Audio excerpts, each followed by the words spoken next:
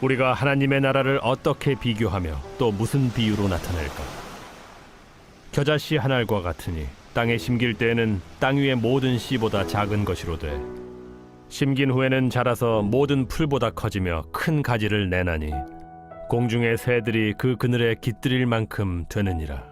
예수께서 이러한 많은 비유로 그들이 알아들을 수 있는 대로 말씀을 가르치시되 비유가 아니면 말씀하지 아니하시고 다만 혼자 계실 때에 그 제자들에게 모든 것을 해석하시더라. 그날 저물 때 제자들에게 이르시되 우리가 저편으로 건너가자. 그들이 무리를 떠나 예수를 배에 계신 그대로 모시고 가매 다른 배들도 함께 하더니 큰 광풍이 일어나며 물결이 배에 부딪혀 들어와 배에 가득하게 되었더라. 예수께서는 고물에서 베개를 베고 주무시더니 제자들이 깨우며 이르되 선생님이여, 우리가 죽게 된 것을 돌보지 아니하시나이까? 예수께서 깨어 바람을 꾸짖으시며 바다더러 이르시되 잠잠하라, 고요하라. 하시니 바람이 그치고 아주 잔잔해지더라. 이에 제자들에게 어찌하여 이렇게 무서워하느냐? 너희가 어찌 믿음이 없느냐? 하시니 그들이 심히 두려워하여 서로 말하되 그가 누구이기에 바람과 바다도 순종하는가?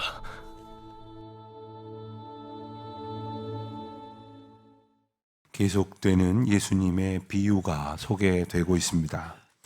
오늘 말씀의 비유의 주제도 역시 하나님의 나라입니다. 하나님의 나라는 하나님이 다스리시는 나라라고 풀어 말할 수가 있겠습니다. 하나님이 다스리시는 나라는 어떤 나라인가? 우선 이스라엘 백성들이 어떻게 들었을까를 한번 짐작해 봅니다. 이스라엘 백성들에게도 이스라엘이라는 나라의 개념, 그리고 둘로 갈라졌다가 이제는 완전히 복원되지 아니한 이스라엘에 대한 기억이 있을 것이고, 그리고 주변에 있는 나라들이 있을 것입니다.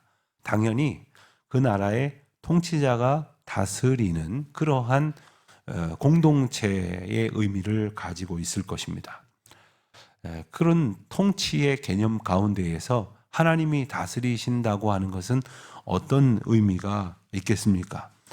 이스라엘 백성들이 특별히 알지 못하는 하나님 나라의 특성들을 몇 가지 비유를 통해서 말씀하시는데, 오늘 이 30절에서 32절까지 말씀을 통해서 읽은 이 소위 겨자씨 비유라는 것은 아주 작은 씨앗 하나가 큰 나무를 이루었다는 비유에서 보듯이 무한한, 거의 무한하다고 표현하고자 하였던 생명력을 말씀하시는 내용입니다. 겨자씨 비유의 내용은 아주 간단합니다. 우리가 잘 아는 내용이죠. 가장 작은 씨, 겨자씨는 육안으로 볼 수 있는 가장 작은 씨에 해당이 된다고 본문은 말하는 겁니다. 물론 식물학자들은 굳이 다른 씨앗이 더 작은 것도 있다. 그러나 고대 근동의 이스라엘 백성들이 접할 수 있는 것 중에서는 가장 작은 씨였기 때문에 가장 작은 것으로 이렇게 비유가 되었던 것이죠. 실제로 겨자의 씨인 겨자씨를 심으면 이것은 한 해 혹은 두 해 살이 풀러서 기껏해야 한 1, 2m 정도 자란답니다. 그런데 32절에 보니까 모든 풀보다 커지며 큰 가지를 내나니, 자, 이 정도로 큰 나무가 되었다는 것은 이것은 단순한 과장이 아니라 생명력을 강조하는 것입니다. 그 씨앗의 크기와 그 열매를 맺는 나무의 크기를 한번 생각을 해보면 그러려니 하겠지만 단순히 수식적으로 생각을 해보면 가히 상상이 안 되는 엄청난 그러한 생명력의 확장이 이루어졌다는 것. 사실 이 세상의 생명력은 유한하다고밖에 말할 수가 없을 것입니다. 가령 어떤 기업이 아주 크게 확장되어져 가는 것 같지만 그게 무한하지 않죠.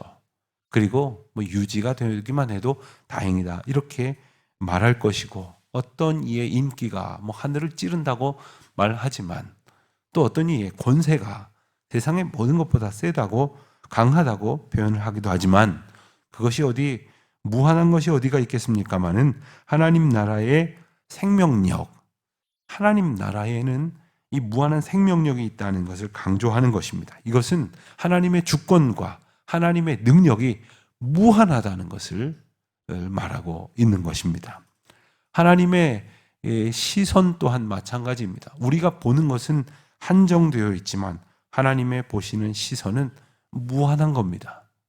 우리가 우리 자녀들을 보면서 참 걱정스럽고 한심하지만 조금 객관적으로 다른 분들이 이래서 저런 것이고 지금은 저렇지만 곧 이렇게 됩니다. 이러면서 조언을 할 때 보면 좀 좁은 시야에 갇혀 있는 부모들보다 조금 넓은 시야로 본다는 것을 느끼게 되지 않습니까? 우리 하나님의 시야에서는 어떻겠습니까? 이런 말이 있습니다. 사과 한 알 속에 이렇게 쪼개서 먹으려고 깎아보면 그 가운데 씨가 있죠. 그래서 사과 속에 씨의 개수는 누구나 셀 수 있지만 그 씨앗의 속에 있는, 아직 나타나진 않았지만 그 씨앗 속에 있는 사과의 개수는 하나님만이 아신다. 이런 이야기가 있습니다. 저는 되게 감동을 받았는데 생각보다 감동을 안 받으시려고 하시는 것 같아요. 하나님의 무한한 생명력은 우리의 생각을 초월하는 것입니다. 그런데 사람들은 자기의 수준에서 하나님의 나라를 생각하더란 말이죠. 예수님께서 그래서 못 알아듣는 것 같으니까 이 비유로 저 비유로 자꾸 비유를 들어서 말씀하셨던 모양입니다. 33절에 보니까 이러한 많은 비유로 말씀을 가르치셨다고 했습니다. 마가복음 4장을 기준으로 하면 약 5가지로 이렇게 특정할 수 있는 비유가 소개가 됐지만 마태복음이나 누가복음에 보면 더 많은 비유가 소개가 되고 있습니다. 그러니까 아마도 예수님께서는 본문에 나오는 딱 5가지만이 아니라 여러 가지 이야기를 하셨을 거예요. 일단 마가는 긴급하게 이 복음을 전해야 되겠다는 그러한 생각 가운데에 이 정도를 추려서 이제 기록으로 전한 것이죠. 그런데 이 많은 비유를 말씀하신 이유는 바로 하나님 나라를 어떻게든 알아듣게 하려고 하셨던 것입니다. 심지어 34절에 보면 비유가 아니면 말씀하지 아니하셨다. 이 이야기는 하나님의 나라를 설명하는데 못 알아들으면 계속해서 비유를 들어가면서라도 말씀을 주셨다는 거예요. 그런데 여러분 어떻습니까? 그 비유를 잘 알아듣든가요? 잘 못 알아들었습니다. 예수님께서 들을 게 있는 자는 알아들을 것이다 이렇게 말씀을 하셨지만 잘 알아듣지 못했습니다. 심지어 들어도 듣지 못할 것이고 보아도 알아보지 못할 것이다 라고까지 말씀을 하셨습니다.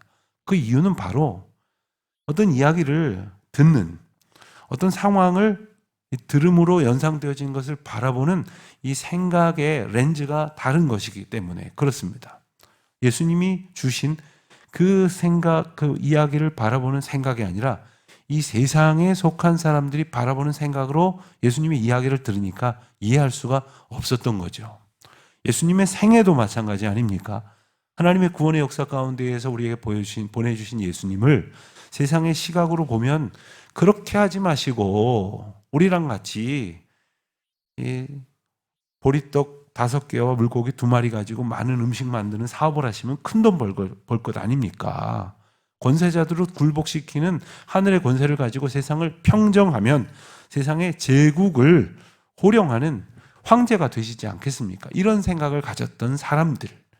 그래서 예수님께서 십자가의 길로 걸어가시고자 할 때에 오히려 그 길에 돌을 던지고 그리고 침을 뱉고 비난했던 것 아닙니까? 그러니까 하나님께서 다스리시는 세상에 대한 다른 시각을 어찌하든지 간에 알려주시려고 계속해서 비유를 주셨다. 그런데 34절에 보면 다만 혼자 계실 때 그 제자들에게는 모든 것을 해석하시더라. 아마도 그렇게 자상하게 비유를 또 좀 더 이해 잘하도록 계속해서 비유로 말씀하셨어도 제자들은 다 알아듣지 못했던 모양입니다. 예수님께서 제자들에게는 특별히 과외 공부를 시키셨던 것 같아요. 아직도 못 알아듣겠느냐? 이리 와봐라 하고 또 설명하시고 모든 것을 해석하셨다라고 하는 얘기는 다 알아들을 수 있도록 할 수 있는 한에 예수님의 가르침이 있었다는 말씀이죠. 물론 우리는 그래도 다 알아듣지 못했던 제자들의 모습을 잘 기억하고 있습니다. 35절부터 나오는 사건은 한 가지 이적의 사건이 소개가 됩니다. 그것은 바로 풍랑을 잔잔케 하시는 주님이십니다. 그런데 이상한 점이 있습니다. 35절에 보면 그날 저물 때에 제자들에게 가시니 우리가 저편으로 건너가자. 갈릴리는 이제 약간 길쭉하게 찌그러져 있는 그러한 호수인데 워낙 그들의 생각에 크다 보니까 바다라고도 말을 했지요. 근데 배를 타고 갈릴리에서 물고기를 잡던 그런 어부들이었기에 이 지형도 잘 알지만 예수님께서 언제든지 그 어부들이니까 아마 배를 다 버려두고 왔지만 누군가에게 배를 빌리는 정도는 어렵지 않았을 것입니다. 배를 구해서 저편으로 가자 이렇게 하셨다는 건데 마가복음을 기준으로 하면 이 편에서 저편으로 이렇게 배를 타고 갔다가 오시어서 갔다 왔다 하시는 그러한 내용이 5번 정도 기록이 됩니다. 그 중에 첫 번째 케이스입니다. 그런데 이상하다고 말씀드린 이유는 그때가 바로 저물 때라는 것이에요. 저물 때면 갔던 길도 돌이켜서 집으로 돌아와야 할 길인데 굳이 지금 저편으로 가자고 말씀을 하시는 거예요. 자, 어떤 용건이 있으시면 다음날 가셔도 될 것이 아닙니까? 저물 때에 출발을 하면 해가 지겠죠. 그러면 바다 위에 한참 떠 있을 동안에는 어두컴컴해졌을 것입니다.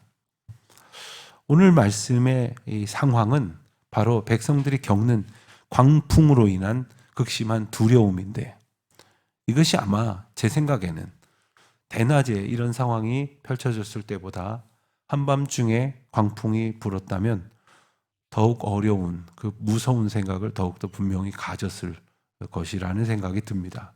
예수님께서 특별히 어떤 오늘 말씀을 통해 주신 메시지를 그들에게 확실히 심어주시기 위해서 이 상황으로 이들을 인도하여 가시는 것입니다. 그리고 또 한 가지는 저편으로 가자고 했을 때의 저편은 바로 이방 지역을 말합니다. 백성들 사이에서 이제 내일부터 보게 될 5장 말씀에서는 건너간 곳에서의 있었던 일 한 가지가 소개가 되는데 그 모든 상황을 예수님께서 다 염두에 두신 거죠. 37절에 보니까 큰 광풍이 일었다고 했습니다. 아마도 그들은 그 갈릴리 호숫가에서 때때로 일어나는 광풍에 대해서 모르진 않았을 것입니다. 이 광풍이 보통보다 더 극심했을 것이라고 추정할 수 있지만 큰 호수임에도 불구하고 갈릴리 바다는 일정한 어떤 루틴을 따라서 풍랑이 일기도 하고 파도가 치기도 하는 그러한 형세를 가졌다고 알려져 있습니다. 그렇기 때문에 어느 정도의 비바람은 생각을 할 수 있을지 모르지만 오늘 본문의 큰 광풍은 그들이 생각하지 못했던 수준입니다. 왜냐하면 이 시간에 이 정도의 때에 이 시간에 배를 띄우면 광풍을 만납니다라는 그들의 경험치에서 예상할 수 없었던 부분이라는 거죠. 그러니까 그들이 더 크게 두려웠던 것은 뭐냐 하면 자기들이 가지고 있었던 생각을 뛰어넘는 상황이기 때문에 그렇습니다. 자, 내가 생각하고 있는 것과 다른 상황이 되었을 때 하나님께서 특별히 이 상황을 통해서 주시려는 은혜가 있습니다. 우리가 평소에는 누리지 못하는 은혜가 환자의 옷을 입고 병상에 누웠을 때 깨달아지는 게 있습니다. 조금만 불편해 보면 평상시에 하나님께서 주시는 은혜가 얼마나 큰지를 알 수가 있습니다. 조금만 어려운 일을 겪으면 또 조금만 아픔을 겪게 되어지면 위기를 만날 때 하나님께서 주셨던 무한한 은혜를 우리가 누릴 수 있게 되는 것이죠. 광풍은 어떤 나에 대한 공격 혹은 이 악한 세력의 위협으로 상징되어지기도 했습니다. 사람들이 놀랐겠죠. 물이 부딪혀 들어와서 배에 가득할 정도가 되었다고 했습니다. 그런데 예수님은 38절에 보니까 고물은 배의 맨 뒤쪽이 되겠죠. 선미에서 베개를 베고 주무셨다고 했습니다. 여러분 한번 보십시오. 배가 선수가 앞에 있고 선미가 뒤에 있으면 배는 앞으로 이렇게 향해 갑니다. 폭풍이 쳐옵니다. 그런데 제자들이 그것을 보면서 예수님은 어디 계신가? 예수님은 어디 계신가? 하고 보는데 잘 찾지 못할 게 선미에 있었기 때문이죠. 예수님을 찾아서 보니까 아직 베개까지 베고 작정을 하시고 그리고 주무신단 말입니다. 그래서 제자들이 말하죠. 선생님이여 우리가 죽게 된 것을 돌보지 아니하시나이까. 이것이 오늘 문제의 핵심입니다. 제자들은 예수님과 동행을 하고 그 많은 일들을 경험했음에도 불구하고 예수님을 보기를 뭐라고 보느냐? 이 풍랑을 해결하시기 위하여 능력을 베풀어 주셔야만 하는 분으로 보고 있다는 거예요. 그러니까 예수님은 우리 문제 해결사쯤으로 이제 여기고 있는 거예요. 우리가 그렇게 생각하고 있거든요. 우리가 그렇게 기도한단 말입니다. 우리가 그렇게 하나님 앞에 간구하여 문제 해결사쯤으로 바라지만 문제를 해결해 주시지 아니하고 잠잠히 계신 것 같으면 저 뒤에서 주무시는 줄로 알고 가서 불평한단 말이에요. 예수님은 어떻게 이러실 수가 있습니까? 내가 얼마나 평소에 예수님한테 잘했습니까? 근데 내가 이렇게 죽게 되었는데 지금 주무시고 계십니까? 이런 생각을 우리도 얼마든지 할 수 있다는 거죠. 사람들 그렇게 얘기를 합니다. 예수님이 이 와중에 실제로 주무셨을까? 혹시 주무시지 않는데 이 극적 가르침 효과를 위해서 주무시는 척을 하신 것은 아닐까? 성경이 주무셨다고 했으니까 그냥 주무신 걸로 아시면 됩니다. 그런데 예수님은 여기서 왜 주무셨을까? 그냥 바라보고 계셨을 수도 있었을 텐데 저는 이 모습이 예수님께서 우리에게 보여주시는 또 하나의 모범이실 거라고 생각을 합니다. 우리가 세상을 살면서 예기치 못한 풍랑을 만납니다. 당장 죽게 될 것 같은 생각을 하게 될 때가 듭니다. 그런데 지금 예수님이 함께 계시잖아요. 하나님이 함께 계시잖아요. 하나님이 함께 계시면 두려울 것이 없다고 찬송을 하고 기도를 하면서 정작 이런 상황이 딱 만나게 되면 그렇게 예수님한테 지금 뭐 하시는 거냐고 불평할 수밖에 없을 만큼 연약하고 어리석은 우리 자신을 깨우쳐 알게 하시면서 야, 신경 쓰지 말고 걱정하지 말고 그냥 나처럼 편히 자면 안 되겠니? 지난 밤에도 여러 가지 고민으로 잠 못 드신 분이 혹시 있으십니까? 생각해 보면 그 밤에 잠 안 자고 고민한다고 달라질 건 하나도 없었습니다. 좋아질 것도 하나도 없습니다. 그냥 내 몸만 피곤합니다. 근데도 우리는 그저 고민하고 근심하고 그리고 그거라도 해야 된다고 생각을 하지만 예수님께서는 태연히 배 뒤로 가셔서 주무시고 계십니다. 왜? 하나님이 나와 함께 하시기 때문에 살든지 죽든지 주의 것이기 때문에 주님께서 나를 인도하셨기 때문에 강 건너편으로 가자고 하셨기 때문에 그것이 비록 이방 지역이지만 하나님의 뜻이 있으셔서 가자고 하셨기 때문에 지금 비록 저물 때여 갖고 다 집으로 돌아올 때이지만 지금 가자고 하셨기 때문에 하나님께서 어찌하든지 하나님의 뜻이 있으실 거라는 그 믿음을 가지고 좀 편히 피곤하면 좀 누워 잘 수도 있지 않겠느냐? 이 말씀을 하시는 것이 아닐까 하는 생각을 해보게 됩니다. 그리고 또 한 가지 구체적으로 우리가 이 풍랑의 상황 속에서 어떻게 살아가야 할런지에 대해서 말씀하십니다. 39절에서 예수님은 바람을 꾸짖으셨습니다. 피곤해서 좀 자고 있는데 왜 깨우냐 하고 제자들을 꾸짖으시는 게 아니라 바람을 꾸짖으셨어요. 잠잠하라, 고요하라 그렇게 선포하셨습니다. 저도 지금 조금 언성을 높였지만 그냥 잠잠하라, 고요해라 이러셨겠습니까? 담대하게 선포하셨을 거예요. 우리가 만나는 풍랑 앞에서 예수 그리스도와 함께 하시는 믿음을 가지고 선포하며 살아가라고, 선포하며 함께 하시는 하나님만 의지하라고 그렇게 일러 주시는 것입니다. 제자들에게 40절 말씀에서 제자들에게 이제 말씀하십니다. 어찌하여 이렇게 무서워하느냐? 너희가 어찌 믿음이 없느냐? 여기서 말씀하시는 것은 예수님처럼 풍랑 앞에 호통을 치지 못했기 때문도 아니고 이 풍랑을 주님이 다스리실 것이라고 확신하지 못했기 때문도 아닙니다. 여기서 믿음이 없었다는 이유는 예수님에 대해서 41절처럼 생각을 해야 되는데 38절처럼 생각을 했기 때문이에요. 그들이 비로소 이제서야 예수님을 두려워하고 서로 말하기를 저분이 누구시기에 바람과 바다도 순종하는가. 그렇습니다. 우리가 주님을 향하여 생각을 하고 묵상을 해야 될 것은 끊임없이 이러한 의문과 궁금증에서 출발하지만 주님이 능하신 역사하심으로 우리에게 베푸신 은총의 사건들을 통해서 주님이 어떤 분이라는 것을 바르게 깨닫고 그리하여서 이제는 주님과 함께 있으면서도 주님께 원망하는 어리석은 자가 아니라 정말 주님을 의지하는 하나님의 나라가 이와 같은 놀라운 생명력을 가졌다고 하는 것을, 이와 같은 다스리시는, 전적으로 다스리시는 가운데 진정한 평강을 허락하신다는 것을 우리로 깨닫게 하시는 것입니다. 우리는 보통의 경우 정말 믿음이 없으면 두려울 것입니다. 정말로 하나님의 능력을 알지 못하면 두려울 것입니다. 그러나 이들이 41절에서 두려워했다는 이 두려움은 그런 차원이 아닌 것입니다. 경외하는 마음, 하나님의 하나님 되심을 이제 알아가면서 그 하나님 앞에 믿음 없는 자가 설 수 있을까 하는 두렵고 떨리는 마음을 보이고 있는 것이죠. 오늘도 주님 앞에 주를 온전히 의지하고 경외하는 마음으로 정말 믿음 없는 저희들을 하나님 앞에 내려놓으면서 우리 주님과 동행하고 있음을 매 순간 정말 확인하고 감사하고 그리하여 그 믿음을 주신 은혜를 힘입어서 우리를 향하여 덮쳐오는 세상의 파도 앞에서 정말 잠잠하라고 담대하게 선포하며 나아가는 저와 여러분 되시기를 주님의 이름으로 축원드립니다. 기도하겠습니다. 하나님 아버지, 저희가 만나는 모든 세상 풍파 앞에 주님이 저희 손 붙들고 함께 계심을 믿고 의지하는 마땅한 담대함이 있게 하시고 믿음으로 얻는 평강이 넘쳐나는 오늘 하루가 또한 되게 하여 주시옵소서. 예수님의 이름으로 기도합니다. 아멘.